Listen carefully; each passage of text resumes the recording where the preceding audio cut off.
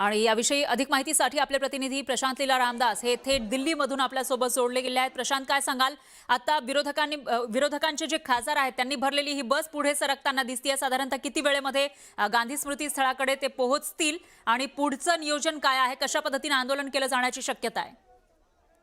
महत्वाचं म्हणजे सुंदरी बाग निवास जे रोड आहे त्या तिथे लोकसभेतील विरोधी पक्षनेते राहुल गांधी यांचं निवासस्थान आहे। त्या निवासस्थानावरून साधारणतः 20 मिनिटाच्या अंतरावरती गांधी स्मृती आहे, जे 30 जानेवारी लेन जे आहे त्या 30 जानेवारी मार्गावरती। आपल्याला माहित असेल की गांधी स्मृती जे हे स्थळ जे आहे, ज्या दिवशी गांधीजींची हत्या झाली होती 30 जानेवारीला, त्या निमित्ताने हे इथे गांधी स्मृती स्थळ बनवण्यात आलं आहे। तिथपर्यंत हा मार्च काढण्यात येणार आहे।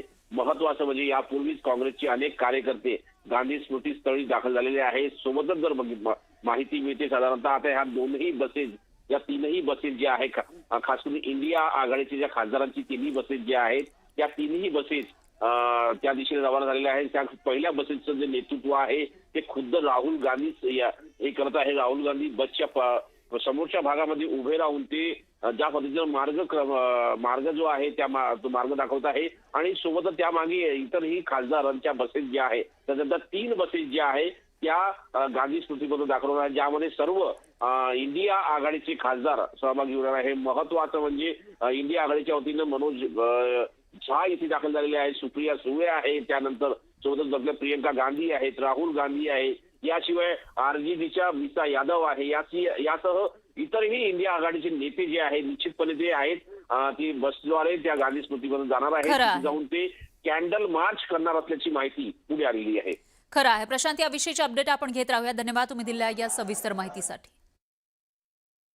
सारे के सारे ऑपोजिशन एमपीज को लगा कि हमें भी सड़क पे होना चाहिए, तो हम चाहते थे कि सारे के सारे ऑपोजिशन एमपीज इंडिया गेट जाएं। उन्होंने मना कर दिया, रोक दिया।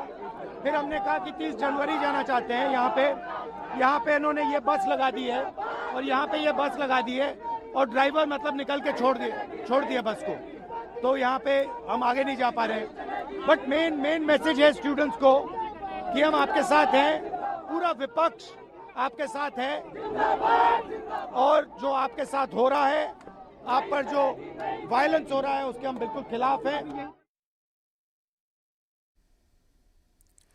ही थोड्याच वेळापूर्वी आलेली प्रतिक्रिया आहे राहुल गांधींची आणि ही बस आता पुढे निघाली आहे आणि एक प्रकारे असं म्हणता येईल की राहुल गांधी या बसचे मुख्य आहेत, ते सगळ्यात पुढे बसलेले आहेत आणि लीड करताना दिसून येत आहेत। तिथून हात दाखवतानाही ते दिसत आहेत आणि त्यांच्या समवेत आता ड्रायव्हर परतलेला आहे। थोड्याच वेळापूर्वी त्यांना ताब्यात घेतल्याची माहिती समोर येत होती, मात्र ड्रायव्हर तिथं पोहोचलेत आणि ही खासदारांनी भरलेली बस ही पुढे जाताना आपल्याला पाहायला मिळते। त्यांच्याकडून वेगवेगळे संदेश देण्याचा प्रयत्न केला जातोय। पोस्टर या खासदारांच्या हातात दिसत आहेत। उसके लिए जिम्मेवार हैं, उनका इस्तीफा लीजिए, उसके बाद संसद में बहस हो, चर्चा हो, जो कमियां हैं, खामियां हैं सरकार की तरफ से उसमें सुधार हो।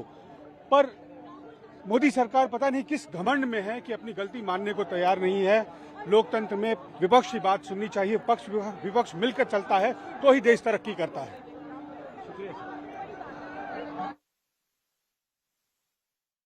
वेगवेगळ्या प्रतिक्रिया येताना दिसून येत आहेत आणि आम्ही विद्यार्थ्यांच्या सोबत आहोत।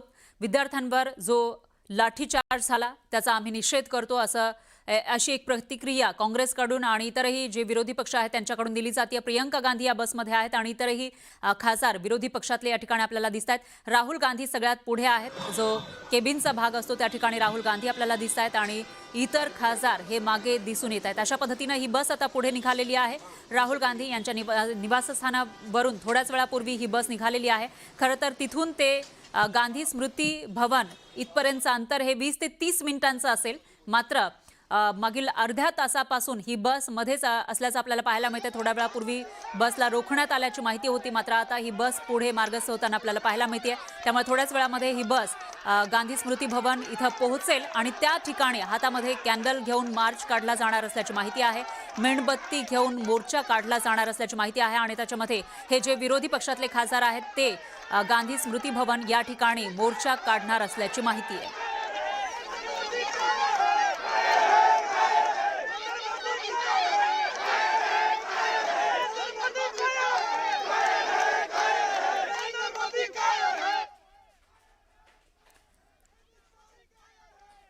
राजधानी दिल्लीमध्ये ही घोषणाबाजी केली जाते। एकीकडे खासदारांनी भरलेली ही बस, विरोधी पक्षातले खासदार पुढे जाताना दिसत आहेत, तिरंगा झेंडा ते फडकवतायत, त्यावेळची दृश्य आपण बघू शकतोय। आणि दुसरीकडे कार्यकर्त्यांकडून मोठ्या संख्येनं इथं घोषणाबाजी केली जाते। कार्यकर्ते इथं मोठ्या संख्येनं जमल्याचं आपल्याला पाहायला मिळते। अगदी थोड्याच वेळामध्ये विरोधकांची ही बस पोहोचेल आणि मुख्य म्हणजे विरोधी पक्षातले जे खासदार आहेत आणि लोकसभेतले विरोधी पक्षनेते राहुल गांधी त्यांच्या समवेत आहेत आणि हे सर्वजण कॅन्डल मार्च काढणार असल्याची माहिती आहे।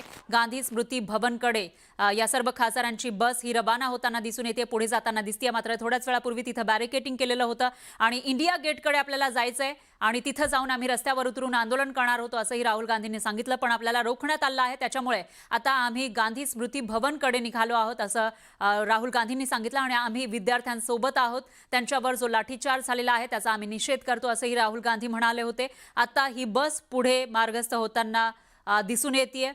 गांधी स्मृती भवन इकडे ही बस रवाना झालेली आहे।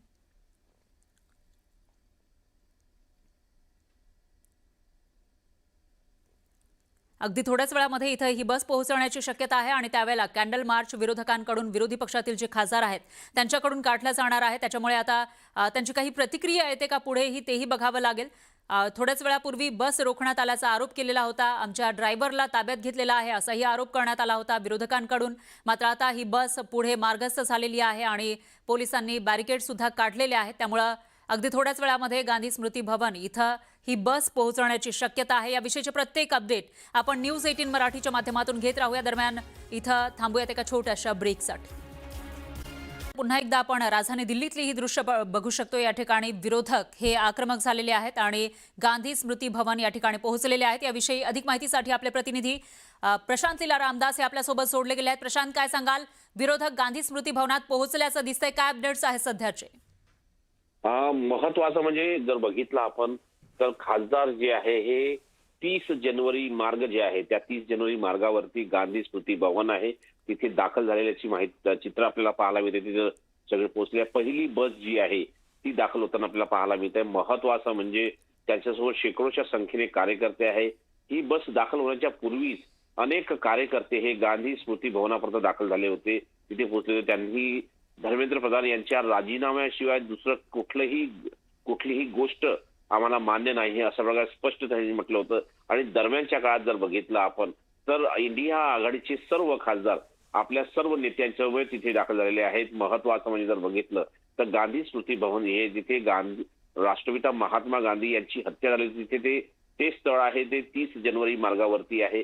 आणि महत्वाचं म्हणजे जर बघितलं इथे एक मोठं आंदोलन उभारण्याची तयारी राहुल गांधी यांनी केली होती। काल आपण ज्या पद्धतीने बघितलं की ज्या पद्धतीने राहुल गांधींनी पंतप्रधान नरेंद्र मोदी यांच्या निवासस्थानाबाहेर जोरदार निदर्शने केली, त्यानंतर आज जर बघितलं तर गांधी स्मृतीपर्यंत काँग्रेसचे विरोधी पक्षनेते जे आहेत, लोकसभेतील विरोधी पक्षनेते राहुल गांधी यांच्या निवासस्थानी सर्व इंडिया आघाडीच्या नेत्यांना निमंत्रित करण्यात आलं आणि हे सर्व नेते बसद्वारे गांधी स्मृतीपर्यंत दाखल झालेले आहे। आणि आता इथे कॅन्डल मार्च काढण्याचा प्रयत्न जो आहे तो राहुल गांधी यांचा आहे। महत्वाचं म्हणजे जर बघितलं हे गांधी स्मृती स्थळ आहे हे साधारणतः खरं आहे। प्रशांत, एकूणच विरोधक अधिकाधिक आक्रमक होताना दिसून येत आहेत, त्याच्यामुळे पुढे नेमकं काय काय होणार ते बघावं लागेल। याविषयीचे अपडेट आपण घेत राहूया। धन्यवाद तुम्ही दिलेल्या या सविस्तर माहितीसाठी आणि यानंतर बुलेटिन